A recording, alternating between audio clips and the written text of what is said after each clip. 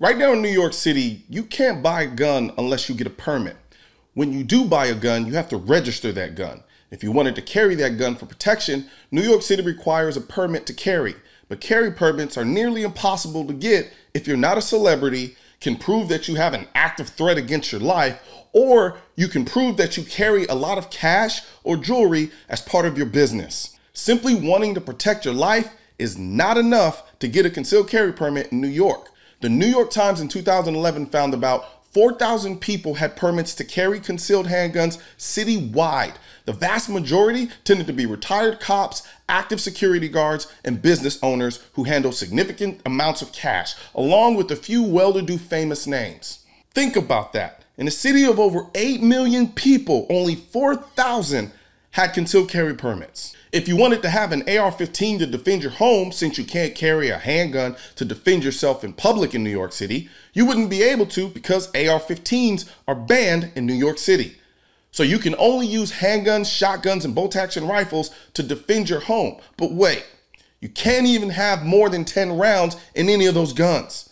There are so many gun control laws in not only New York City, but in New York in general, that they're so strict that if you don't live there, you can't even go to a gun store and touch or hold any of the guns in the gun store, or you become a felon. Holding a firearm as a non-resident makes you a felon in New York.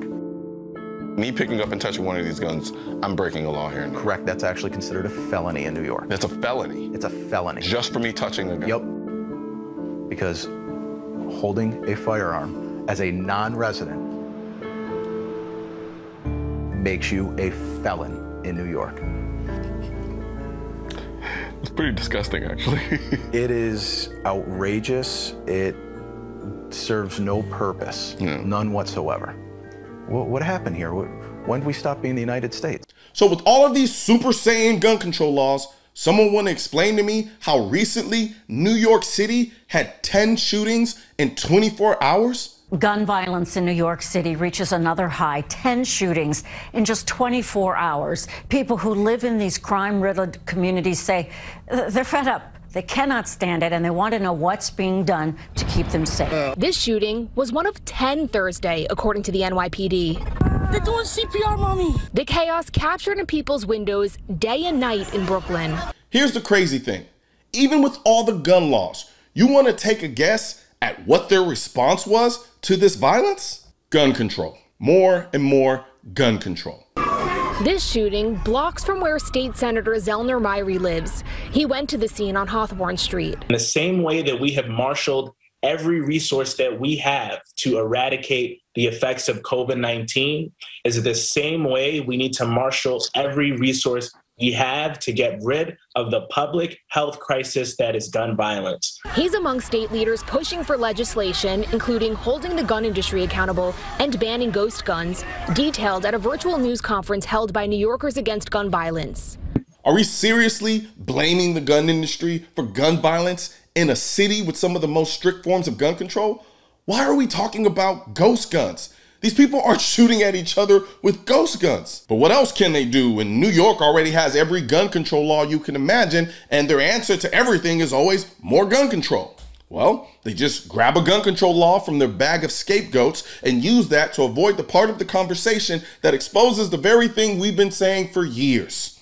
Criminals don't care about gun control. And when you make it hard for law-abiding people to have guns, the only people who will have them are criminals. Come to think of it, there was a shooting in Times Square just this weekend, and Times Square is literally crawling with cops. A manhunt is underway in New York City for whoever shot 2 women and a young girl in Times Square yesterday afternoon.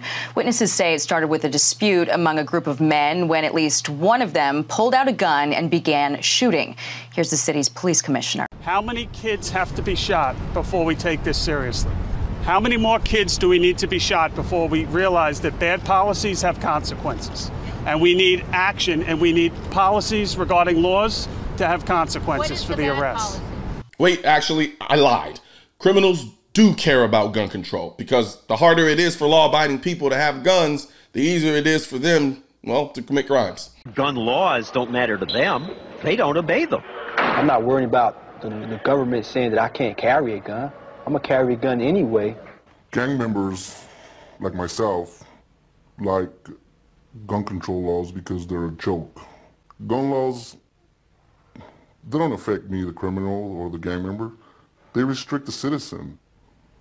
I can walk into your home as you're watching the show and hurt you with a gun. Back in 1991, I was with my parents at a local restaurant, and we had just finished eating when a madman drove his truck through the window and very methodically began executing people.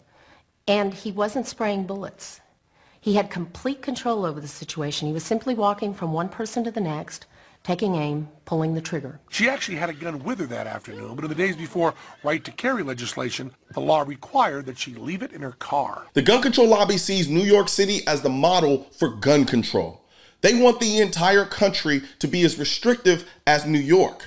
Oh, they'll get up on camera and say, oh, we support the Second Amendment. We just want common sense gun control measures. Stop with the false choices. This is not about getting rid of the Second Amendment. It's simply about saying we need reasonable gun safety laws. Yeah, they say that to fool you into thinking that the gun community is the one being unreasonable, while behind the scenes, they're praising New York for their unconstitutional gun laws. The Giffords Law Center is a prominent anti-gun group, and on their annual gun law scorecard, they gave New York an A-. The crazy thing is, as strict as New York gun laws are, they still don't think they're strong enough. They say this on their website: to continue to improve its gun safety efforts, New York legislators should increase funding for community violence intervention programs and strengthen its laws regulating undetectable and untraceable firearms, also known as ghost guns. Still don't understand why we're talking about ghost guns. The f is a ghost gun anyway? Keep in mind, you can't even carry a gun for protection in New York City unless you're a celebrity. And they still think New York can do more to make their gun laws more strict. If you don't agree with allowing people to carry a gun for self-protection, you do not, I repeat, you do not support the Second Amendment. People, wake up. There's no such thing as reasonable gun measures because the gun control lobby and anti-gun politicians believe every gun law is reasonable, even if it's unconstitutional. Their solution will always be more gun laws. There was a time you could have as many rounds as you wanted in your guns in New York City.